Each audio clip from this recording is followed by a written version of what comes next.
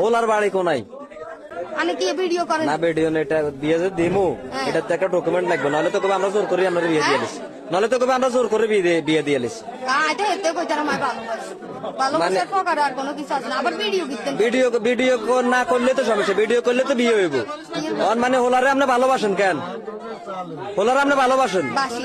হোলার বাড়ি কোনায়? আপনি কি ভিডিও ছাড়বেন? ভিডিও সাইটটার নয়, এটা একটা ডকুমেন্ট। আপনি যে ওনারা ভালোবাসেন। ওনার বাড়ি কুমিল্লা। আপনার ছেলে সন্তান কজন? দুইজন আছে। দুইজন আছে। আপনার স্বামী কোনাইতা? প্রবাসে। তো আপনার স্বামী প্রবাসে, আপনার এত সুন্দর একটা ফুটফুটে বাচ্চা, আরেকটা কই? আমরা বাচ্চা দিয়ে ভিডিও ছাড়ি, কত এগুলো ফালাই, আবার ও ভিডিও তো ছাড়ি দিব। ভিডিও ছাড়তেন না? হাজারও দেখছি। ভিডিও ছাড়তেন না? আপনার আরেক সন্তান কই? বাবার বাড়ি। বাবার বাড়ি। তা আপনার কি দুইটা সন্তান হলে কোনো মায়া মমতা নাই?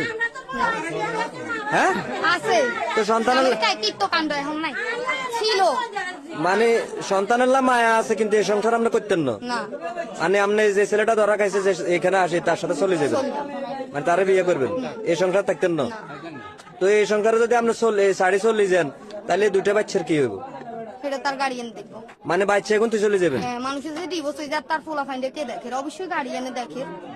আমি আপনার হাত বাঁধতাম গেছি, আর এই বাচ্চাটা যখন আপনার হাতটা যাতে না বাঁধি, এটা যেভাবে কাঁদাকাটি করছে, মানে আপনি মায়া ত্যাগ করে চলে যাবেন। স্বামীর পকেটে দুঃখ বহুত আছে। আর স্বামীরটা বাদ দিলে মানুষ অনেক আছে, স্বামী জোয়ান বয়সে মরে গেলে হোলা মাঞ্জার মুখের দিকে নিয়ে ওড়িতে, মানে আপনার হোলা মাঞ্জার মায়াও তো কাটিয়ে লেছেন। বিয়ে মানে আপনারটা লইছি জবানবন্দি করার লটটা লইতেন। আমার চাই কি না, আপনি যেরকম আমারে জিজ্ঞাসেন, আমি ওরা ভালোবাসি, আমি তারপর যাইতে চাই। ও বলে কি না যে আমার ও নিতে চায়। হাই রে বোকা নারী, রকি আর রাজি হবে না। ফিরি যতদিন পাইছে ততদিনই খাইছে। খাওয়া দাওয়া শেষ, এখন সোনার বাংলাদেশ।